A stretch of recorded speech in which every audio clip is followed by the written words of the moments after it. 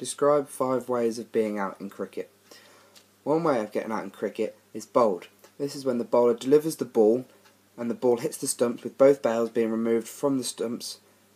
Both bails have to be removed from the stumps for the batsman to be out, and this is called bowled. The second way of getting out in cricket is run out. This is when the batsman hits the ball or it comes off his pad and is not LBW. The batsman then decides to take a run. However, the fielder or bowler or wicketkeeper, for example, pick up the ball, take a shot at the stumps. Both bails come off and the batsman has not made it to his crease in time, and this is run out.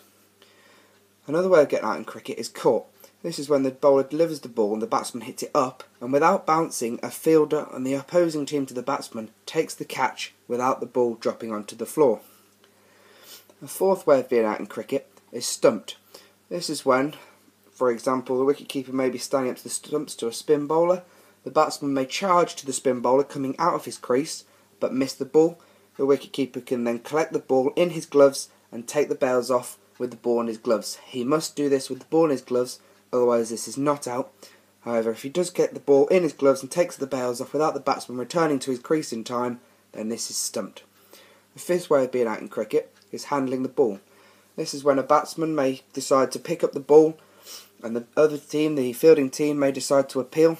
This is where the umpire is legally obliged to give it out, as this is a team handling the ball and it is not allowed without the captain's consent. Why might an umpire call a no ball? An umpire might call no ball if the bowler oversteps the front foot mark. This is when the bowler has nothing behind the front foot line marked in white. For example, I mean nothing in front. His heel has to be touching the white line, or he has to have something behind the white line. If not, this is considered a no ball. In cricket, a no ball in a 2020 would be given 1 run to the batsman team and would be a free hit. In a 50-50 game, this would only be 1 run. An umpire may also give a no ball if a dangerous ball is bowled by the bowling team. For example, if the bowler bowls a ball without the ball bouncing and it is above waist height on the batsman, this can be deemed dangerous and is given as a no ball. However, a no ball also means that it does not count to a 6th ball over. This means he has to bowl another ball, making it a 7 ball over. For example, if there was 2 no balls in the over, there is usually 6 balls in the over, so this would mean there is 8. Another way an umpire might give a no ball is if two fielders are positioned on the leg side behind square. This is not allowed, as it could be too tactical and many teams could fall to this. What signal does he give for a no ball? If there is a no ball, the umpire will raise his arm horizontally. He'll have it out beside him. He can use either arm and he will hold it there and signal to the scorers that this is a no ball. How does an umpire signal a bye? An umpire might signal a bye by putting his hand above his head in a high five motion, having his arm fully extended. This shows a bye. And finally, how does an umpire show 6 runs? 6 runs can be shown by an umpire by the umpire raising both arms above his head, extending his arms as far as possible, reaching up to the sky. This signals 6 runs. Observation and analysis. What qualities do you feel that a captain needs? A captain of a cricket team must be strong-minded. He must be strong-minded so that he can make decisions fast out in the field or in batting. This may mean that if the batting side, and he is captain in charge, if the batting side lose a couple of quick wickets, does he change the batsman around? Does he send in another batsman that's not likely to get out, he's got a better average, or does he send in someone that's likely to go for big shots and get out? This is why he has to be strong-minded to make quick decisions under pressure. The captain also has to be confident. He has to be confident in the decisions he is making. If he is not confident, he won't have belief in his players, and his players won't feel like he has confidence in them, so they won't perform to the best of their ability. He must also know his team well. He must know the roles of all his team. He must know who sticks to what role and who enjoys what role they do. A captain must also be motivating. If there is a game that they don't feel they have a chance of winning, they should not attempt to go to the ground with no chance. The captain should motivate them to at least put up a fight against the team, or at least try and get them motivated to play the game. Describe the perfect model for the pull shot. The pull shot is an aggressive cross-batted shot played off the back foot towards the leg side of a short ball delivery. A short ball is when the ball is pitched back of a good length, so the ball comes to around at least above waist height, but below head height, as this would be deemed a wide. During the preparation stage of a pull shot, the batsman must realise the length of the ball, he must get onto the back foot, and he must stay side onto the ball. This is important, as if he doesn't stay side onto the ball, he will open up his shoulders. The shoulders will then rotate the hips, and then he will open up the body, in which he has more surface area to be hit, and this can hurt. If he stays side on, he can extend his arms out in front of him. He is now playing a risk-free shot, as his bat will come from high to low, with his arms fully extended in front of him. The shot should be played fully out in front of him with his arms fully extended, not half bent, as this can mean he's not got full control of the ball. On impact in the execution phase, the batsman must roll his wrists, as this keeps the ball from going down in the air. On impact, if the batsman rolls his wrist, this means the ball goes down onto the floor and doesn't give a chance of getting out, as if he hits it up and doesn't roll his wrist, he may have a chance of being caught and may get out. A perfect technical model would roll his wrist so that he does not get out. In the follow through, the perfect technical model, the bat would come from high to low to keep the ball down, and he would follow through by keeping the bat going down in a high to low motion, so that the ball has no chance of going up in the air. Strengths and weaknesses. How could you work on improving your pull shot? Improving the pull shot can be improved in many different ways, but a main way of improving a pull shot would be out of the game situation.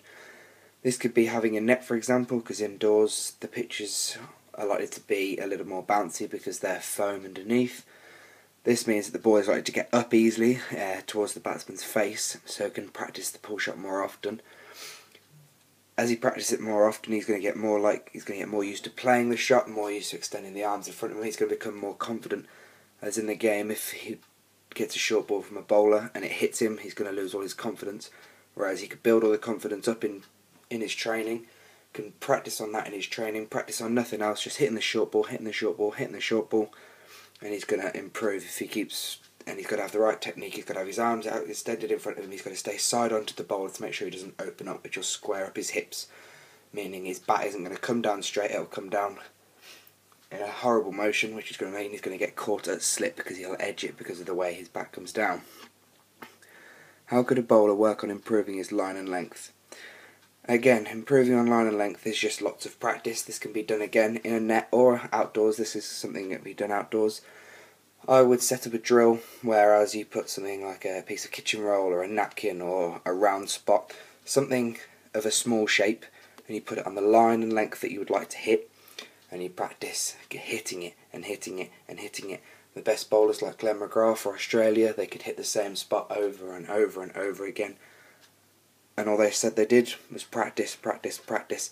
Yes, obviously if you're bowling too short, you have to hold onto the ball for longer and let go of it with a stronger wrist, more vertical to your head, and obviously if you're bowling too full, then you have to release it quicker beforehand than you are already. How would a bowler bowling an outswinger hold the ball? A left arm bowler, for example, bowling an outswinger, he'd have the ball in his left arm he'd have the seam between his index finger and his middle finger. He would then, with his right hand, tilt the seam slightly towards the slips, which is to the outside edge of the batsman. So for a left-hander, this would be on the right-hand side, and to a right-hand batsman, this would be on the left-hand side. And he tilts the ball slowly towards the slips, with the old side of the ball shining to the right, and the newer side, the real shiny side, to the left. You want the newer shiny side towards the slips, with the seam tilted slightly towards them. What is the popping crease? A popping crease in cricket is a line 4 foot in front of the stumps, which is parallel to the stumps. PP improvements. Why would you move a player to deep square leg? A fielder may be moved to deep square leg if the bowler or the fielding team decide to bowl short. This means, or for example, the batsman may have been in for a long period of time and they cannot work out how to get the batsman out. So they come up with a tactic of bowling short, putting a deep square leg out. This is the area where a batsman is likely to hit the ball if a short ball is bowled. Why would you move a player to fourth slip? Moving a player to fourth slip can be for many different reasons, but the main reason for moving a player to fourth slip is if the ball is outswinging away. This means the ball will move away from the batsman due to swing. Having four slips is quite a rare occurrence in any game, but four slips mean the ball must be swinging quite a bit away from the batsman, or the batsman is playing and missing at quite a few deliveries. When would you bowl your spinners during a game? Bowling spinners during a game could be quite a tactical move. I would bowl my spinners personally through the middle overs. This is because early on the cricket ball is harder. This means the fast bowlers get more out of it. It's more likely to swing for them. Whereas in the middle overs the ball becomes softer. The spinners can get more grip on the ball, so the ball is likely to spin more, which makes it harder for the batsman. And also, as the ball is softer, it's not going to come off the bat as hard as it would as it was 1 over old. So the ball is softer, which means the batsmen have to hit it harder for the ball to go as far as they want it. So the batsmen have to work with more power. How could a fast bowler use tactics against a batsman? A fast bowler and a fielding team, can come up with tactics against a batsman. For example, they can decide to bowl the short ball at a batsman. If they decide to bowl a short ball, they might put a fine leg out, a deep square leg, and a mid-wicket. This is a field for a short ball. This is so that the batsman may mistime the ball, he may top edge it, and it may go up, and there is more chance of a catch. They may also do this if they know the batsman has a weakness against a short ball. And another way of using tactics is maybe bowling completely on the offside so that the batsman can't hit it on the leg side, and just putting all the fielders on the offside. This means the batsman's going to have to find it hard to work the ball onto the leg side, and he's going to struggle to score runs. When would you leave the ball alone? Leaving the ball alone is quite a big thing for openers and for the top 3 or 4 batsmen in the innings. Leaving the ball alone can be done early on. It is mostly done early on in the innings. This is because the ball is hard and the ball is swinging, and the batsmen are doing their jobs. They are opening the innings. They are seeing in the opening bowlers. It is hard to start with at first, so they leave the ball, they watch the ball, see how much it's swinging, and they get a better idea of the bowler. They may also leave the ball alone if it is wide. There is no point chasing a wide delivery, as if they chase a wide delivery, they have more chance of getting out, as they are not fully in control of the shot, as their arms will be too far away from their body, so they cannot control the bat, and they may swing at a wide one and can be out.